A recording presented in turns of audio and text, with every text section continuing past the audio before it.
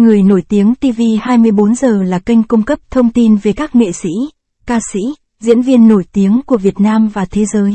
Hãy đăng ký kênh của chúng tôi để cập nhật tin tức nhanh nhất trong 24 giờ. Phùng Thiệu Phong, chàng trai đầy chuyện ghẻ xuất thân từ gia đình giàu có. Có một quá khứ lãng mạn. Phùng Thiệu Phong đã tham gia vào rất nhiều tin đồn trong nhiều năm qua và mục tiêu của anh ta đều là các nữ diễn viên nổi tiếng, mỗi người đều xinh đẹp hơn người kia. Cho dù là Nini được đạo diễn Trương Nghệ Mưu lựa chọn hay Lâm Vân được Châu Tinh Trì giới thiệu, ngay cả nữ diễn viên trẻ hàng đầu Triệu Lệ Dĩnh cũng sẵn sàng sinh con cho anh một cách âm thầm.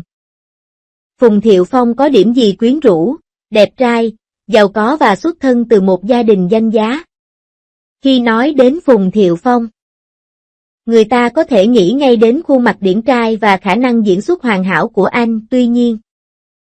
Điều bất ngờ là mặc dù anh ấy làm việc chăm chỉ trong ngành giải trí nhưng gia cảnh của anh ấy lại rất tốt.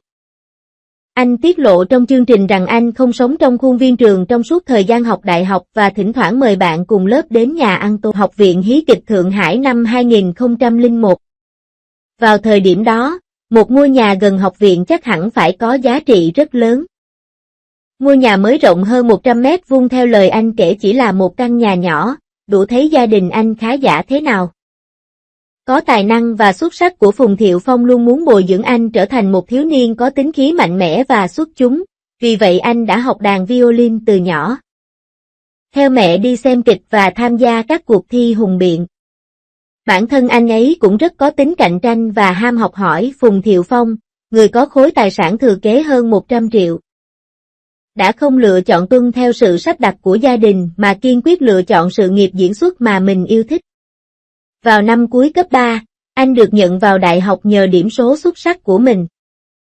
Sau khi vào đại học, anh học tập chăm chỉ hơn nữa và là sinh viên duy nhất trong khoa diễn xuất nhận được học bổng. Gia đình để bước vào ngành giải trí, đóng vai phụ, tìm đoàn làm phim và bắt đầu sự nghiệp từ một nhân vật nhỏ. Cuối cùng, nỗ lực của anh đã được đền đáp. Năm 2011, anh trở nên nổi tiếng với vai diễn Bác Hoàng tử trong bộ phim truyền hình về Cung điện. Có lẽ vì Phùng Thiệu Phong xuất sắc ở mọi phương diện nên đã thu hút được rất nhiều nữ thần xinh đẹp lần lượt yêu anh. Nữ hoàng sắc đẹp Dương Mịch. Dương Mịch khởi nghiệp là một ngôi sao nhí. Khi lớn lên cô sở hữu vóc dáng xinh đẹp và là nữ thần trong lòng nhiều otaku. Năm 2011, bộ phim Hoàng cung được phát sóng. Dương Mịch và Phùng Thiệu Phong vào vai Thanh Xuyên và Bác Hoàng tử trong phim. Hai người trong vở kịch tuyệt vời đến mức khán giả hy vọng họ có thể đến với nhau ngoài đời thực. Vào thời điểm đó, đúng là có tin đồn Thiệu Phong cũng nhiều lần ám chỉ trên Weibo rằng anh muốn phát triển mối quan hệ lãng mạn với Dương Mịch, thậm chí còn hét thẳng trên Weibo. Tại sao chúng ta không ở bên nhau? Vào thời điểm đó, Phùng Thiệu Phong thậm chí còn mất ngủ vì Dương Mịch và nghi ngờ khả năng yêu đương của anh. Tuy nhiên, hai người mà khán giả mong đợi lại không đến được với nhau, ngay cả Dương Mịch cũng mất hết tình cảm với Phùng Thiệu Phong. Phùng Thiệu Phong muốn hẹn hò với Dương Mịch. Nhưng Dương Mịch thừa nhận cô không có tình cảm với Phùng Thiệu Phong và nhiều lần giải thích trước công chúng rằng cô và Phùng Thiệu Phong chỉ là bạn bè. Trong chương trình cũng có nhắc đến. Khi quay Hoàng cung, Phùng Thiệu Phong đã riêng tư tìm đến đạo diễn và yêu cầu thêm một cảnh hôn. Dương Mịch nghe vậy liền lập tức mất đi ấn tượng tốt đẹp về Phùng Thiệu Phong. Đừng nói đến chuyện phát triển mối quan hệ lãng mạn. Có lẽ là vì Phùng dẫn đến việc Dương Mịch cố tình xa lánh anh. Mặc dù cả hai không công khai hẹn hò vào thời điểm đó, nhưng những tương tác ngọt ngào thường xuyên của họ khiến mọi người khó có thể không có những suy nghĩ ngẫu hứng. Muger Nini. Nini là diễn viên được đạo diễn Trương Nghệ Mưu đích thân lựa chọn khi ông quay bộ phim về Kim Lăng Thập Tam Thoa. Khi đó Nini mới 23 tuổi. Nhưng cô đã khắc họa nét quyến rũ của một vũ công một cách sống động và trở thành một trong những nữ diễn viên trẻ được yêu thích nhất trong ngành giải trí. Phùng Thiệu Phong từng tiết lộ trong chương trình rằng anh không muốn công khai mối quan hệ của mình. Tuy nhiên, Nini là bạn gái duy nhất anh từng thừa nhận. Điều này cho thấy anh thích cô đến mức nào. Sau khi công khai mối quan hệ, cả cả hai vô cùng tình cảm và gần như đã kết hôn. Ngày 24 tháng 5 năm 2012. Nghe hệ trước giới truyền thông. Từ đó, cả hai liên tục thể hiện tình cảm trước truyền thông, khiến cư dân mạng phải ghen tị. Khi ở bên Phùng Thiệu Phong, ánh mắt của Nghê Ni tràn đầy tình yêu. Lúc này, cô hẳn đã nghĩ rằng Phùng Thiệu Phong chính là người đàn ông mà kiếp này cô nhất định phải lấy làm chồng. Phùng Thiệu Phong thậm chí còn đưa Nini về nhà mình và mua một căn nhà làm nơi tổ chức hôn lễ. Tuy nhiên, mọi chuyện diễn ra không như mong muốn và cuối cùng Phùng Thiệu Phong không thể tổ chức lễ cưới cho Nini. Khi cư dân mạng thấy hai người dễ thương như vậy, mọi người đều gửi lời chúc phúc. Phùng Thiệu Phong hơn Nghê Ni 10 tuổi, giới truyền thông cũng đang thúc giục hai người nhanh chóng kết hôn. Nghê Ni cũng luôn tin tưởng sẽ có ngày cô được mặc váy cưới vì Phùng Thiệu Phong nên không sợ chờ đợi. 3 năm đã trôi qua, nhưng mọi nỗ lực của họ đều vô ích. Cả hai chính thức tuyên bố chia tay. Theo người trong cuộc, mẹ Phùng Thiệu Phong cho rằng Nghê Ni quá coi trọng sự nghiệp và muốn con trai tìm một người vợ tốt, có thể chăm lo cho gia đình.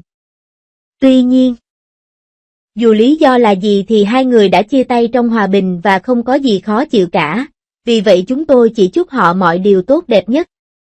Cô gái ngôi sao Linh Dung. Từ Emuger đến Gestager. Phùng Thiệu Phong quyến rũ đến mức nào? Khi Châu Tinh Trì quay bộ phim Nàng Tiên Cá, hàng trăm nghìn cô gái đã đăng ký để cạnh tranh cho vai chính.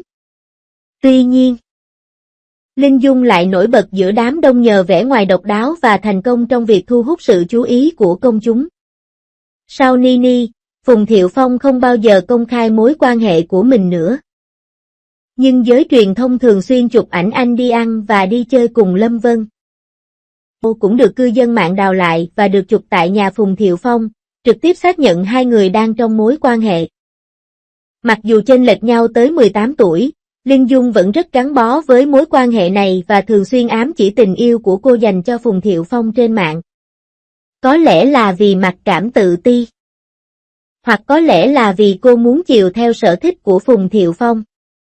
Dù sao thì mọi người đều biết Phùng Thiệu Phong và Nghê Ni yêu nhau đến mức nào. Cho nên, với tư cách là bạn gái hiện tại của Phùng Thiệu Phong, Lâm Vân cũng bắt đầu cố ý bắt chước Nghê Ni.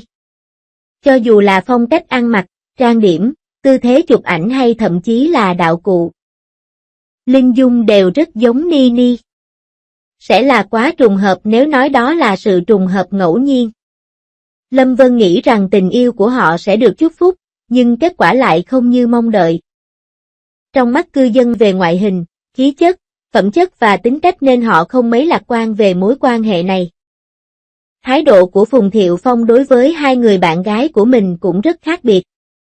Khi nhắc đến Nghê Ni, Phùng Thiệu Phong hết mực chiều chuộng cô trước mặt truyền thông. Có thể thấy hai người thực sự yêu nhau. Tuy nhiên, Phùng Thiệu Phong đã gặp riêng Lâm Vân và chưa bao giờ công khai trước giới truyền thông. Khi được giới truyền thông hỏi, ông nói: "Tôi không muốn nói, tôi không muốn nói." Thái độ như vậy khiến cho việc nhận được lời chúc phúc từ cư dân mạng trở nên khó khăn. Đúng như dự đoán, mối quan hệ cách nhau 18 tuổi này đã kết thúc trong im lặng trước khi họ chính thức công bố mối quan hệ. Trên thực tế, ngoài những tin đồn giật gân hơn với ba nữ diễn viên này, Phùng Thiệu Phong còn có scandal với nhiều nữ diễn viên nổi tiếng, chẳng hạn như An Y Hi Yến, vân vân. Tuy nhiên, sau khi gặp gỡ nhiều nữ diễn viên xinh đẹp và quyến rũ, Phùng Thiệu Phong cuối cùng đã ổn định cuộc sống và quyết định kết hôn, nhưng đó chỉ là chuyện nhất thời. Nữ diễn viên trẻ hàng đầu Triệu Lệ Dĩnh. Sinh ra ở vùng quê, anh dần trở thành ngôi sao hàng đầu. Như chúng ta đã biết, gia đình Triệu Lệ Dĩnh không giàu có từ khi cô còn nhỏ. Ngoại hình của cô cũng không thể sánh bằng Dương Mịch và Nghê Ni. Sau khi tốt nghiệp trường trung cấp kỹ thuật, rời xa quê hương và bước vào thế giới bên ngoài. Tôi chỉ có thể làm bồi bàn hoặc làm công nhân nhỏ.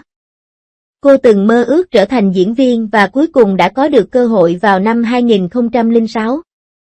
Cô nổi bật sau một cuộc thi tìm kiếm tài năng và gia nhập ngành giải trí, và từ đó bắt đầu sự nghiệp diễn xuất. Triệu Lệ Dĩnh đã làm việc rất chăm chỉ trên chặng đường này, vai phụ, vai nữ chính thứ, và cuối cùng là vai nữ chính đầu tiên. Chỉ có cô mới biết được nỗi cay đắng mà cô phải chịu đựng trong suốt những năm qua. May mắn thay, kết quả đã đạt được như mong đợi. Cuối cùng cô đã được khán giả công nhận, giành được nhiều giải thưởng và trở thành một diễn viên có sức ảnh hưởng. Số phận của Phùng Thiệu Phong và Triệu Lệ Dĩnh không phải xảy ra đột ngột mà đã được lên kế hoạch từ lâu. Cư dân mạng cho rằng Triệu Lệ Dĩnh và Phùng Thiệu Phong kết hôn quá vội vàng và chưa hiểu rõ về nhau, nhưng thực tế không phải vậy. Triệu Lệ Dĩnh và Phùng Thiệu Phong đã hợp tác trong 5 bộ phim trước Ê Tôn Ngộ 03. Năm 2006, bộ phim truyền hình nghệ cặp đôi có sự tham gia của Phùng Thiệu Phong được phát sóng và Triệu Lệ Dĩnh chỉ xuất hiện vài giây trong phim. Năm 2009, Triệu Lệ Dĩnh vào vai một người hầu trong những bộ phim mà hai người hợp tác sau này. Triệu Lệ Dĩnh chỉ có thể đóng những vai phụ nhỏ và thậm chí không được xuất hiện trên màn ảnh trong một thời gian dài. Phùng Thiệu Phong là nam chính trong mọi bộ phim và luôn ở vị trí cao nhất. Hãy tự hỏi xem, làm sao một cô hầu gái hay một vai phụ nhỏ có thể cưỡng lại được sự thôi thúc ngưỡng mộ nhân vật nam chính. Và Triệu Lệ Dĩnh cuối cùng đã biến đổi từ một cô hầu gái thành vợ hợp pháp của Phùng Thiệu Phong, điều này khiến cô trở nên xứng đáng với anh. Triệu Lệ Dĩnh và Phùng Thiệu Phong kết hôn nhanh chóng. Có con rồi cũng nhanh chóng ly hôn. Khán giả có cảm giác như đang mơ. Cô không chỉ trở thành người vợ chính trong phim mà ở ngoài đời. Cả hai còn nhanh chóng kết hôn sau khi hợp tác cùng nhau trong E Now Win. Không có quá trình hẹn hò, không có đám cưới hoành tráng, và họ chỉ đăng ảnh giấy chứng nhận kết hôn, mọi thứ đều rất tự nhiên. Nhưng cư dân mạng lại không tin điều đó. Họ cảm thấy nữ thần của họ đã trực tiếp nhận được giấy chứng nhận kết hôn mà không chính thức công bố mối quan hệ của mình. Hơn nữa, Phùng Thiệu Phong trước đó đã có quá nhiều lời bàn tán, nên bọn họ nhất thời không thể chấp nhận được. Tuy nhiên, sau một thời gian dài, thấy Triệu Lệ Dĩnh hạnh phúc sau khi kết hôn và có con, họ đã quyết định chúc phúc cho cô. Nhưng ai biết rằng những điều tốt đẹp không kéo dài lâu. Họ ly hôn nhanh chóng chỉ sau 2 năm kết hôn. Một lần nữa gây chấn động trên mạng. Cư dân mạng ban đầu không mấy lạc quan về cuộc hôn nhân này đã chỉ trích Phùng Thiệu Phong là kẻ cặn bã, nhiều người còn suy đoán về lý do ly hôn của họ. Nhưng mối quan hệ này có thực sự kết thúc không? Phùng Thiệu Phong không còn yêu cô nữa sao? Phùng Thiệu Phong cả biểu hiện của anh cũng không tốt.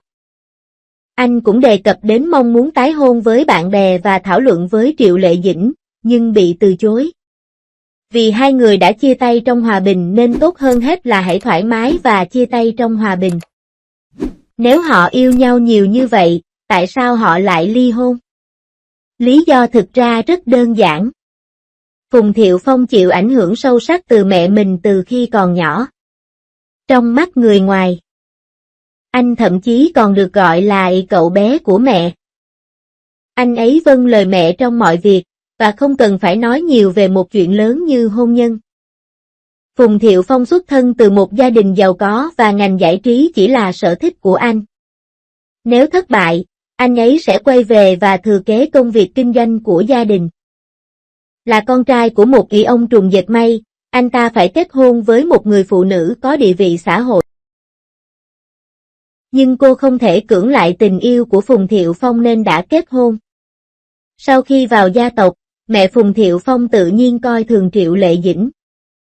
Mẹ của Phen từng nói với ông rằng bà hy vọng ông có thể tìm được một người vợ đức hạnh, có thể hỗ trợ ông và không quá chú trọng vào sự nghiệp. Nhưng Triệu Lệ Dĩnh quá mạnh mẽ. Sao cô có thể từ bỏ vị trí mà mình đã nỗ lực đạt được? Theo người trong cuộc, mẹ Phùng Thiệu Phong muốn Triệu Lệ Dĩnh sinh đứa con thứ hai, nhưng Triệu Lệ Dĩnh đang ở đỉnh cao sự nghiệp. Sau vài năm sẽ không còn chỗ đứng trong ngành giải trí nên không đồng ý. Tất nhiên, đây đều là những suy đoán của cư dân mạng dựa trên những manh mối. Chúng có thể đúng hoặc sai. Chúng tôi, những khán giả, sẽ không nghĩ nhiều về điều đó. Chỉ cần hai người họ sống hạnh phúc ở tương lai là đủ rồi. Sau khi đọc hết khỏi thở dài rằng Phùng Thiệu Phong thực sự là một người hái nữ thần. Trên thực tế, chính vì vẻ ngoài đẹp trai, tinh thần chăm chỉ và gia thế giàu có của anh mà các nữ thần đều nguyện ý trở thành người phụ nữ đứng sau anh là người hâm mộ. Bạn nghĩ sao về việc anh và Triệu Lệ Dĩnh có tái hôn trong tương lai?